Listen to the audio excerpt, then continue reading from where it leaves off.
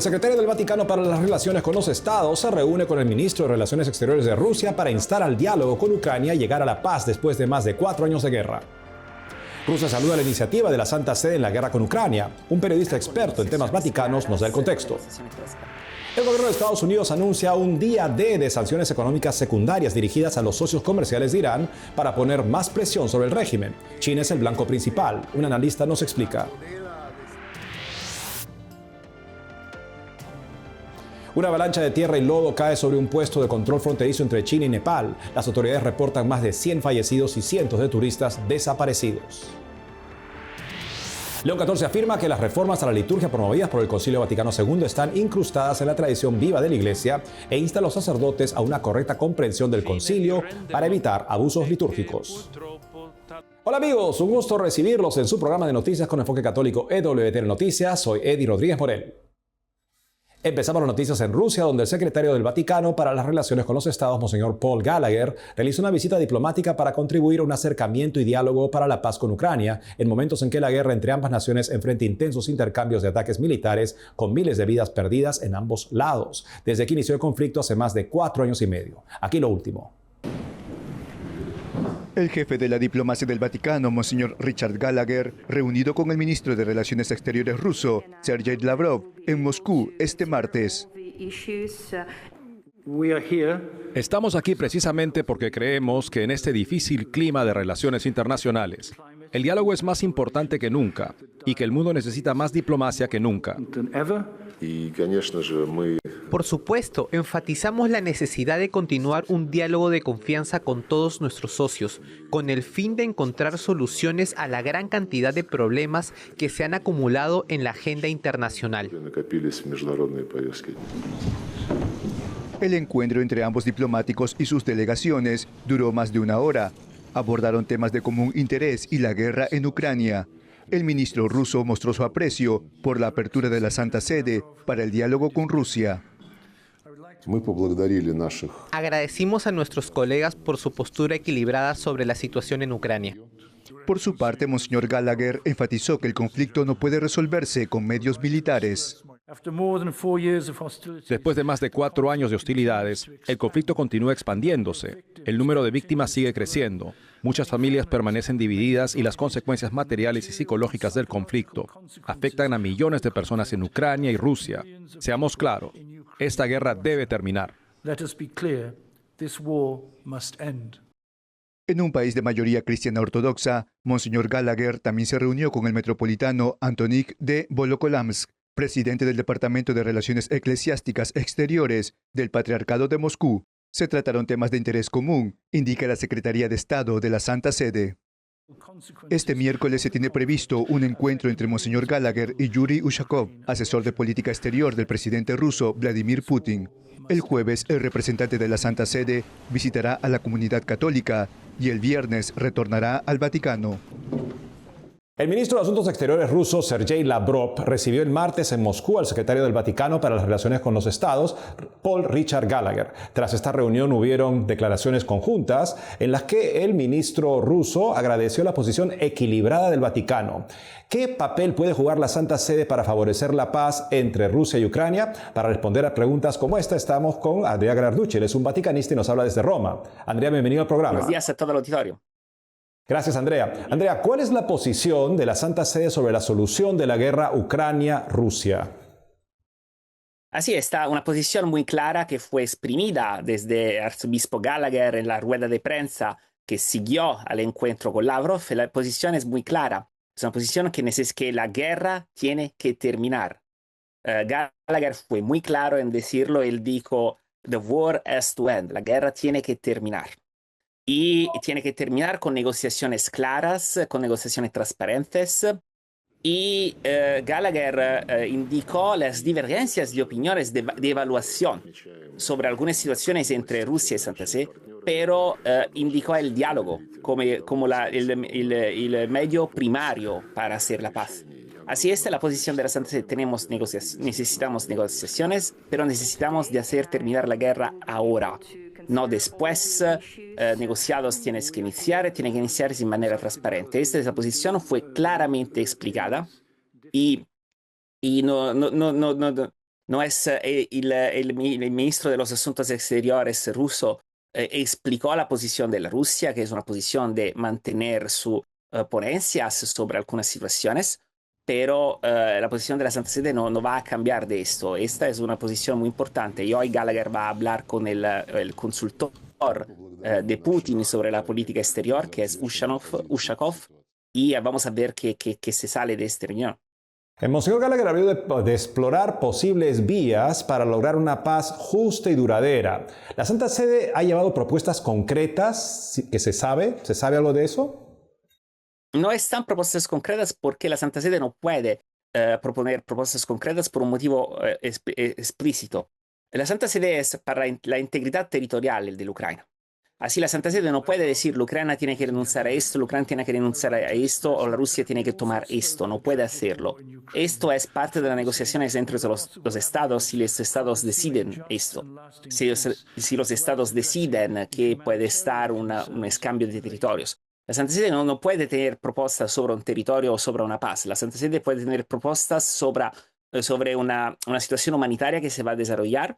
Y esto es lo que la Santa Sede hace. Está un diálogo abierto sobre la restitución de los prisioneros. Está un escambio de prisioneros que bien preparado ahora entre Rusia y Ucrania.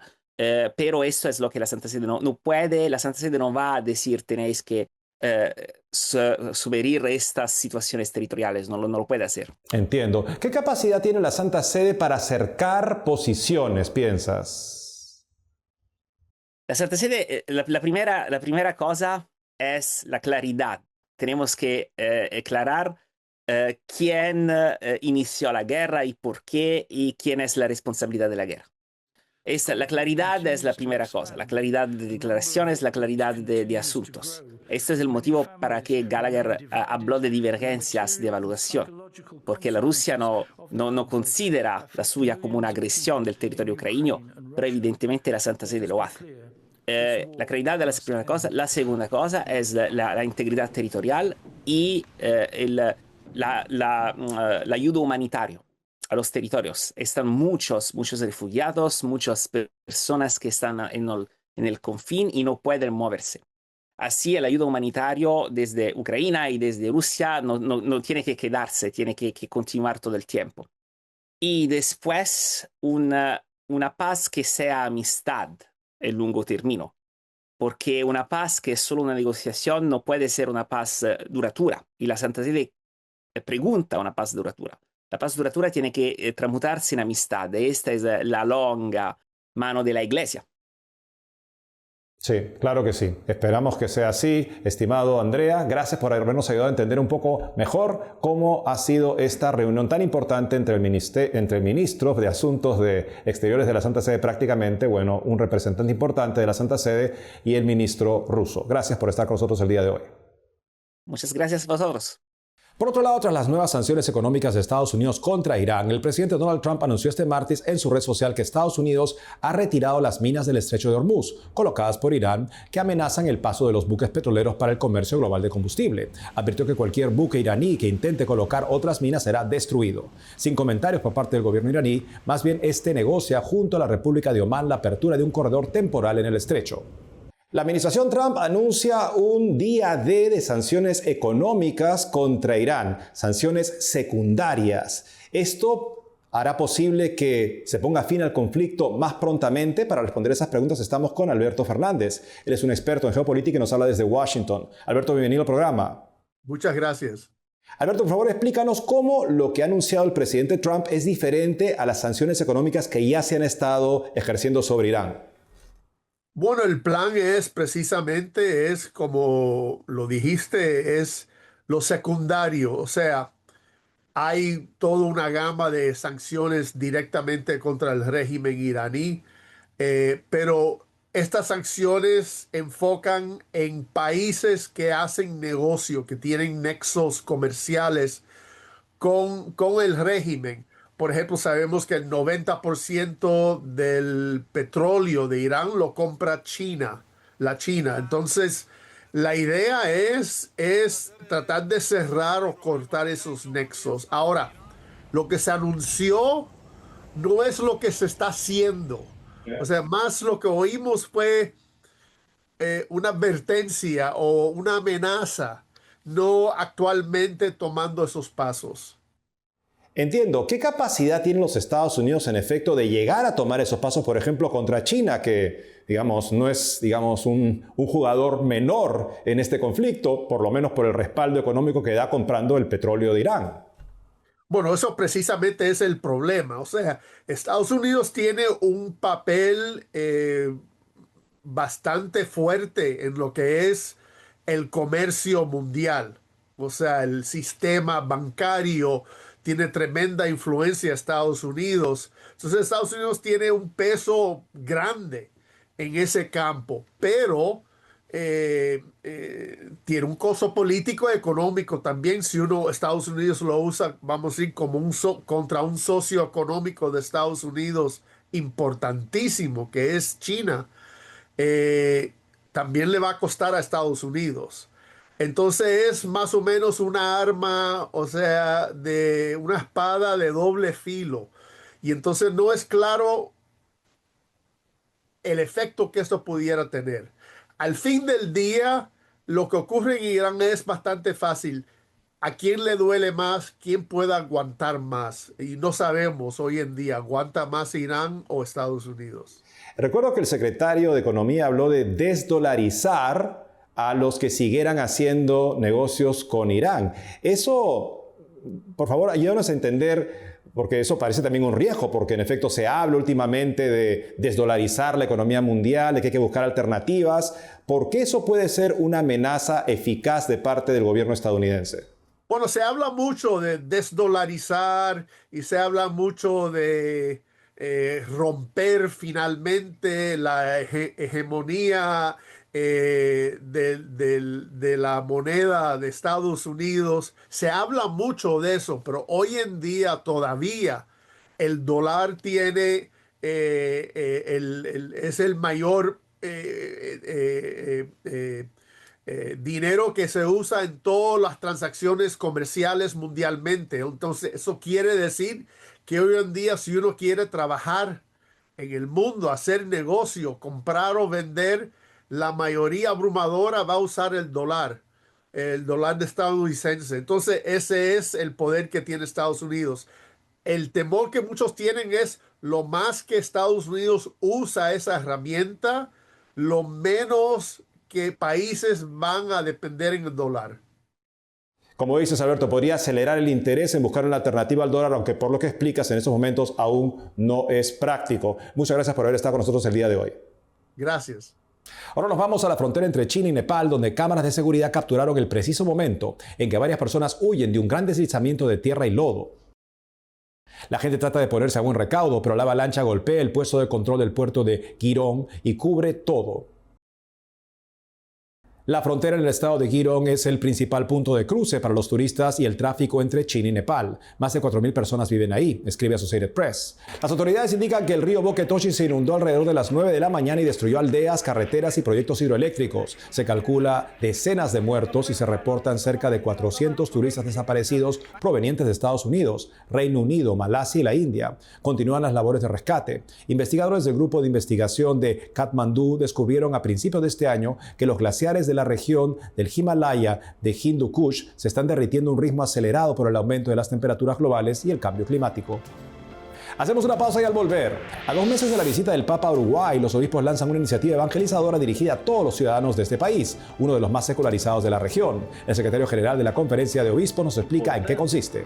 Además, presentamos una iglesia en Roma donde escondieron a refugiados políticos y judíos durante la Segunda Guerra Mundial. Regresamos con más noticias con Enfoque Católico.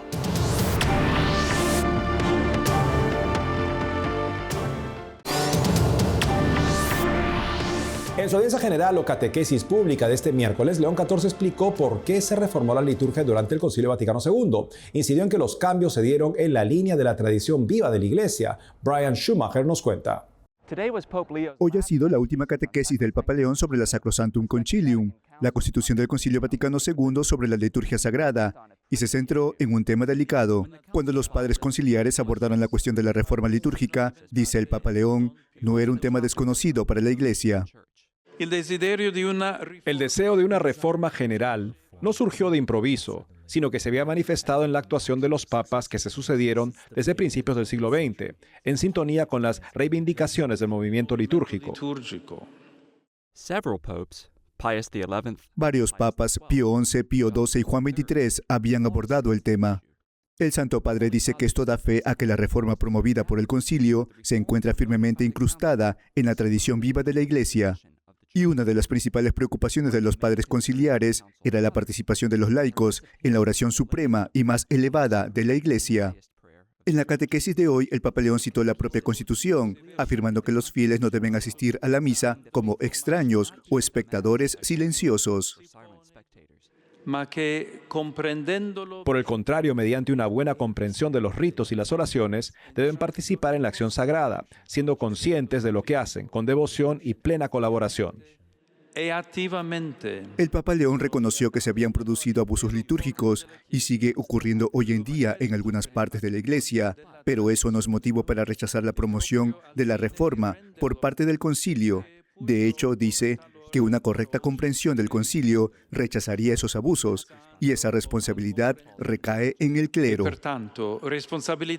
lo tanto, es responsabilidad primordial de los pastores, de los obispos, pero también de cada sacerdote, salvaguardar y promover una liturgia que, respetando las normas litúrgicas, resplandezca por su noble sencillez. El Papa concluyó afirmando que una liturgia celebrada con noble sencillez sería, en última instancia, un vehículo para la evangelización. Desde Roma, Brian Schumacher, EWTN Noticias. Faltan 72 días para que el Papa León XIV llegue a Sudamérica en noviembre. Su gira apostólica por esta parte del mundo inicia en Uruguay e incluye Argentina y Perú. Preparando su llegada, los uruguayos están elaborando un documento para el Santo Padre, respondiendo a la pregunta ¿quiere dejarle un mensaje al Papa? Una iniciativa de la Conferencia Episcopal Uruguaya que invita a pensar sobre esta gracia, que es la visita del Pontífice. Para saber más, entrevistamos al señor Heriberto Bodeán, secretario general de la Conferencia de Obispos y encargado de las comunicaciones. Sí, y es una invitación muy abierta. En un país donde más o menos un tercio o poco más de un tercio de los habitantes se manifiestan como católicos, invitamos a todo el pueblo uruguayo o a todos los habitantes de Uruguay, porque no nos olvidemos que tenemos una presencia de migrantes, sobre todo de distintos países de América Latina, que ha crecido en los últimos años en Uruguay, de modo que todos los habitantes de esta tierra, así más propiamente dicho, queremos que se sientan invitados a participar y por eso también hacerlo a través de esta forma, diciendo una palabra al Papa. No se trata de mensajes anónimos, sino que pedimos que cada persona se identifique, que lo haga bueno, desde su corazón, pero también desde quién es, no poniéndose detrás de un anónimo, sino con su nombre, con su persona. Con la posibilidad incluso para los niños de hacer un dibujo y, bueno, escaneado, subirlo. Así que todos, sin diferencia de edades y de posibilidades de expresión, invitados a participar. Y la idea es contarle al Papa un poco cómo es el Uruguay, desde la percepción de cada uno. Así es, monseñor. Hablando más allá de tal vez de esta hermosa iniciativa, claro, en esta ocasión del Papa, uno se pregunta justamente, porque piensa en Latinoamérica y en nuestros países característicamente la población es mayoritariamente católica, casi universalmente cristiana. Vemos el fenómeno de la secularización que avanza en nuestro continente, pero en Uruguay es particularmente notable. ¿A qué se debe esa particular característica de la sociedad uruguaya y también cómo responde la Iglesia al desafío de evangelizar a esta población? ¿Cuántas horas tenemos? 5 minutos. No.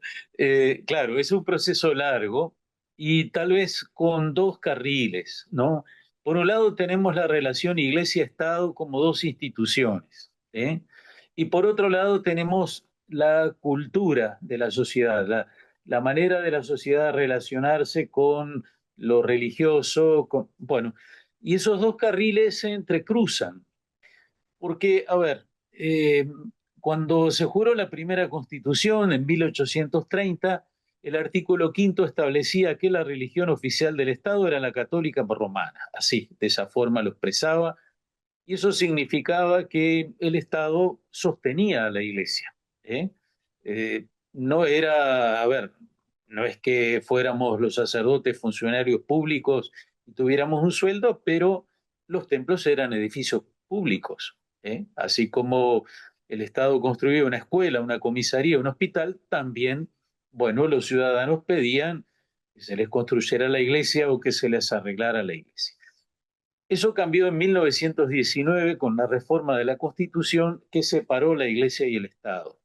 Pero de 1830 a 1919 hubo un proceso que hizo que eso fuera mejor para las dos partes, porque ya era una relación cada vez más compleja, más difícil, y los dos estaban a disgusto, porque el Estado de cierta forma quería tener prerrogativas respecto a la Iglesia, y la Iglesia, por cierto, se sentía a veces un poco sojuzgada. Entonces, una Iglesia libre en un Estado libre, esa fue una fórmula que se utilizó en ese tiempo.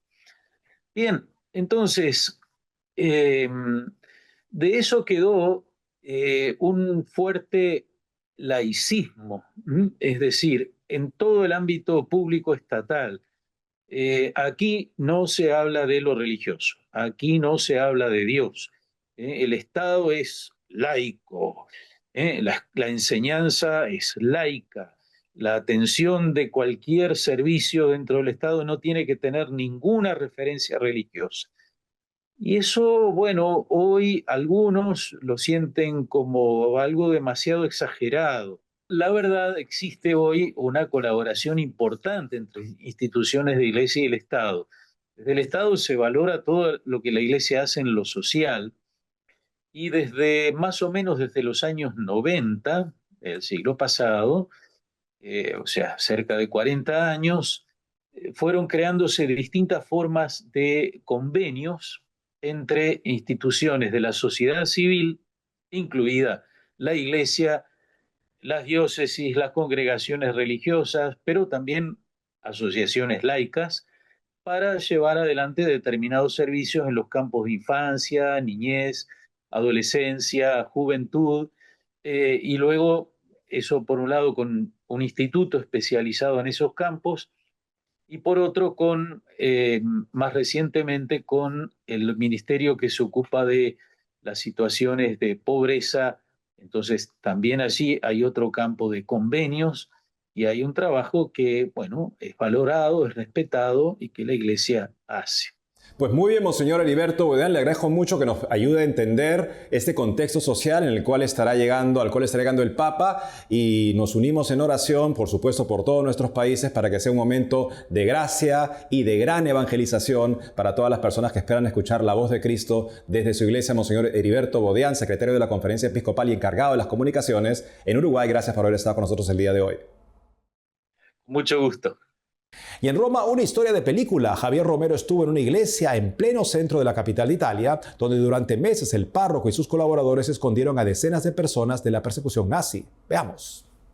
Estamos dentro del techo de una iglesia de Roma para compartir con vosotros una historia que pocos conocen porque estuvo escondida durante años, décadas. Ocurrió en la Segunda Guerra Mundial y los principales personajes son 4. Un sacerdote, una religiosa, un ingeniero y su hija. Todos ellos lo que hicieron fue esconder en este sitio a decenas de refugiados. 3 de ellos eran judíos y estuvieron todos ellos aquí durante casi 9 meses. Esta es su historia. El techo es este, el de una iglesia situada a escasos cientos de metros del Vaticano, la iglesia de San Joaquín y Santa Ana. El padre Ezio nos conduce hacia allí por el laberinto de escaleras y pasillos que llevan hasta la cúpula. Era el lugar más inaccesible y el más seguro para esconder a un grupo numeroso de personas. Estamos llegando al lugar donde durante 8 meses enteros estuvieron encerrados estos refugiados políticos y judíos.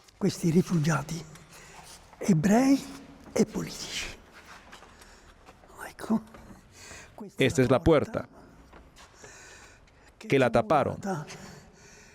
Todavía están los restos. Para asegurarse de que los nazis no encontraran este refugio durante los controles, decidieron tapiarla con ladrillo y cemento. De hecho, el único modo para entrar y salir era esta ventana. A través de ella, de noche, hacían llegar los alimentos y sacaban los restos en cubos. Questo era lo spazio che avevano a disposizione. Este era el espacio que tenían a disposición, los bordes donde están las tablas de madera. No podían apoyarse ahí en medio porque el material era yeso y podría venirse abajo.